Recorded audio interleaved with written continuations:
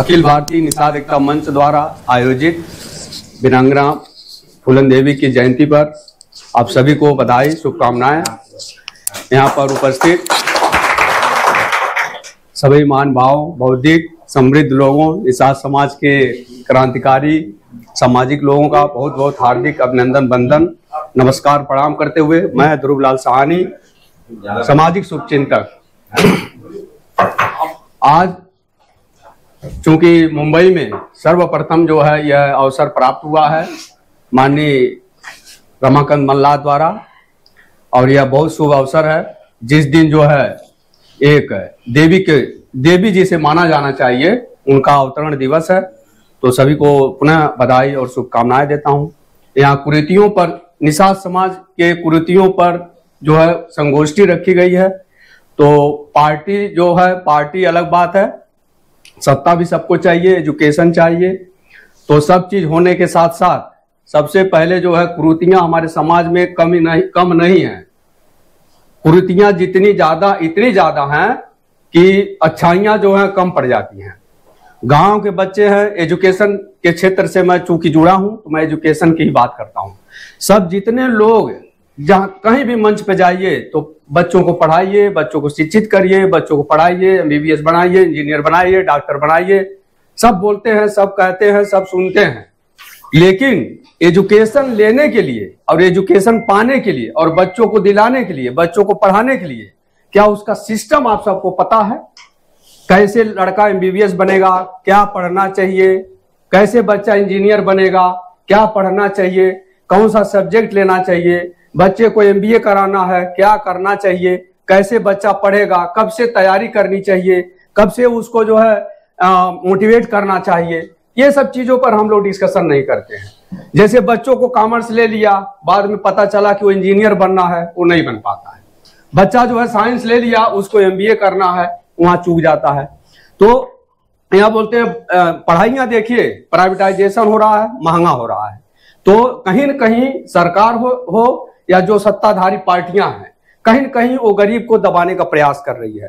कोई भी, जितनी भी गवर्नमेंट आई है, चाहे कांग्रेस हो चाहे कोई भी, मतलब सत्ताधारी पार्टियां केंद्र में रही हो चाहे स्टेट में रही हो, कभी गरीब के लिए कोई काम नहीं किया। एक स्कूल का स्थापना नहीं किया, फ्री राशन बांट रहे हैं, फ्री एजुकेशन नहीं दे रहे हैं, फ्री स्कूल कोई नहीं खोल रहा है, सरकारी स्कूलों को जो है नब्बे स्थिति में पहुंचा रहे हैं, सरकारी स्कूलों का टीचरों का कोई स्टैंडर्ड नहीं है, सरकारी स्कूलों का स्ट्रक्चर नहीं ठीक है, इंफ्रास्ट्रक्चर ठीक नहीं है, उनका व्यवस्था ठीक नहीं है। और बच्चे जो है, गरीब बच्चे जो 6वीं 7वीं 8वीं 9वीं, हमारे समाज के खासकर बच्चे जितने हैं 6वीं 7वीं 8वीं 9वीं 10वीं पढ़ते पढ़ते उनका धाराशायी हो जा रहे हैं। गांव में आप जाकर देखिए, आप हम सब लोग यहाँ जितने लोग बैठे हैं, मुंबई जैसे शहर में हैं, दिल्ली जैसे, बंगलोर जैसे, हर जगह पर हम लोग जहां जहां बड़े बड़े शहरों में आकर के बस गए हैं, वहां जो है बच्चों को शिक्षित कर रहे हैं। यहाँ बहुत सारे लोग जो है MBBS बनाए हैं, इंजीनियर बनाए हैं, डॉक्टर बनाए हैं, CA बन रहे हैं, सब बन रहे हैं, लेकिन गांव के बच्चों में कोई सुधार नहीं है। तो इतने जो बेंगलोर में, दिल्ली में जो बच्चे शहरों में आकर के जो लोग पेरेंट्स अपने बच्चों को पढ़ा रहे हैं, तो गांव में कितने परसेंट जनसंख्या हमारी जो है 70% लगभग जनसंख्या हमारा गांव में है। तो गांव के बच्चों में सुधार और गांव के बच्चों में मोटिवेशन नहीं आ रहा। तो हमें जो है बेसिक जो तैयारियां होनी चाहिए, बेसिक पढ़ाई जो होना चाहिए, यह शुरू होता है 6वीं 7वीं 8वीं से ही। जो भी तैयारी आप कर रहा है बच्चा, आपका CET करता हो या नीट करता हो या PET करता हो या CPMT करता हो या पॉलिटेक्निक करता हो, उसके लिए आपको पहले 6वीं से ही बच्चे को मोटिवेट करना पड़ेगा। किस फील्ड में जा रहा है बच्चा, 6वीं 7वीं 8वीं 9वीं 10वीं तक वो डिसीजन नहीं ले पाता कि मैं क्या बनूंगा।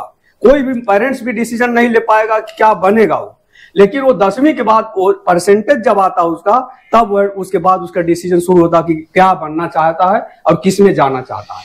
तो पहले हमको तो 6वीं 7वीं 8वीं तक उसको बेसिक जो उसका सिलेबस है, बेसिक जो है सिस्टम है, वो जो है सुधारना पड़ेगा। अब हम जो है सरकारी स्कूल में Gujarat state board, Maharashtra state board, Bangalore state board, Tamil Nadu state board में हम पढ़ा रहे हैं, और यहाँ जो है सिस्टम जो है CBSE, ICSE, IGCSE का सिस्टम चल रहा है। सारे बच्चे वो क्रैक होकर के MBBS में, नीट में, सीट में जहां भी जा रहे हैं वो लोग आ रहे हैं। तो आप सरकारी स्कूलों में क्यों पढ़ा रहे हैं? सरकारी स्कूलों का सिस्टम सरकार क्यों नहीं व्यवस्थित कर रही है? क्योंकि आपको नीचे रखना चाहती है, ऊपर लाना ही नहीं चाहती। पूरे नेशनल में, पूरे नेशनलाइज सिलेबस ये लोग क्यों नहीं कर रहे हैं? अब सरकारी स्कूल का बच्चा पढ़ा हुआ और एक IGCSE, CBSE और IB बोर्ड का बच्चा, IB बोर्ड का बच्चा वहां जाकर के सिलेबस आप नीट में, CET में, टीट में जो भी साला IAS PCS अधिकारियों का जो भी कंपटीशन है वहां जाकर के सिलेबस एक कर दे रहे हो, एग्जाम सेम है, क्वेश्चन सेम है। सरकारी स्कूल से बच्चा गया हुआ पढ़ा, CBSE, IGCSE, ICSE, IB board का पढ़ा हुआ बच्चा साथ में जाकर के वो क्वेश्चन पेपर दे रहा है, कौन पास होगा? तो आप इस चीज को जब तक नहीं समझेंगे तो पढ़ाओ पढ़ाओ पढ़ाओ, एजुकेट करो, शिक्षित करो, कुछ नहीं होने वाला है। 5वीं के बाद बच्चा जो है, यहाँ सिस्टम गवर्नमेंट लगाई है कि केंद्रीय विद्यालय, जवाहर नवोदय विद्यालय होता है, उसका वेबसाइट बेहतर तरीके से बनाया गया है। लगभग 450 स्कूलें हैं, गवर्नमेंट फ्री में पढ़ाती है, 500 रुपया सिर्फ फीस है। 12वीं तक एजुकेशन आपको बेहतर स्टैंडर्ड केंद्रीय विद्यालय का सिलेबस है, CBSE के समतुल्य, उसमें आप पढ़ाइए। बच्चों को मोटिवेट करिए कि पहली, दूसरी, तीसरी, चौथी, 5वीं तक वह बच्चा बेहतर पढ़े और आप गाइड करिए। खाली बस स्कूल में डाल दिया, ट्यूशन क्लास महंगा लगा दिया, CBSE बोर्ड में डाल दिया, बच्चा जाकर के अब जाकर के माँ बाप पी करके जाते हैं, बच्चों को पूछते नहीं क्या कर रहा क्या नहीं कर रहा। गुटखा खा रहा है, 8वीं का बच्चा गुटखा पा रहा है, 15 साल का बच्चा दारू पी रहा है, तो बच्चा क्या सीखेगा? तो कहीं न कहीं अपने मोटिवेशन को और पेरेंट्स को पहले सुधरना होगा, पेरेंट्स को सब समझना होगा। पेरेंट्स जितना समझेगा, पेरेंट्स जितना अपना स्ट्रांग होगा उतना ही।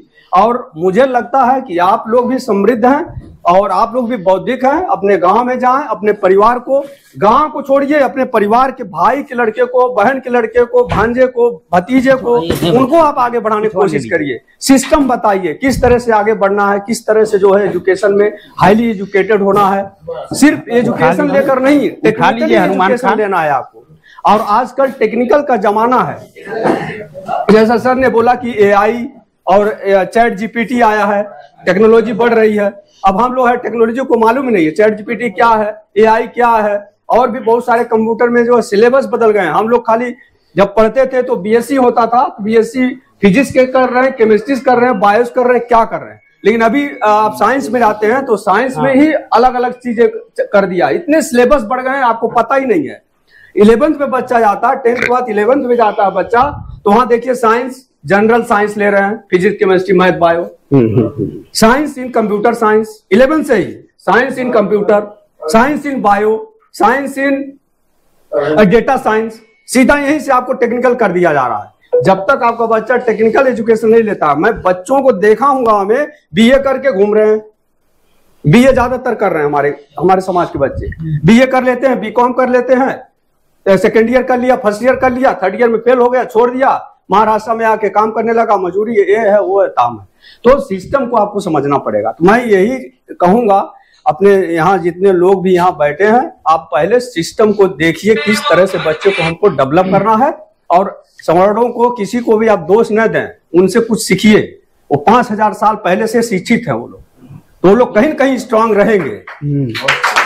5000 साल पहले से वो लोग शिक्षित है हर चीज में। वो जो है उससे आप टक्कर लेने के लिए आपको उनके रास्ते पर चलना पड़ेगा।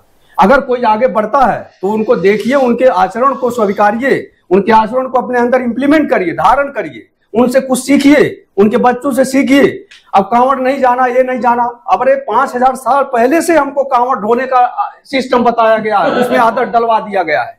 तो उन चीजों को हटाने के लिए आप अपने बच्चों को घर में बताइए, कहानियां सुनाइए। अब बहन फूलन देवी के बारे में आपके परिवार में कितने बच्चे जानते होंगे?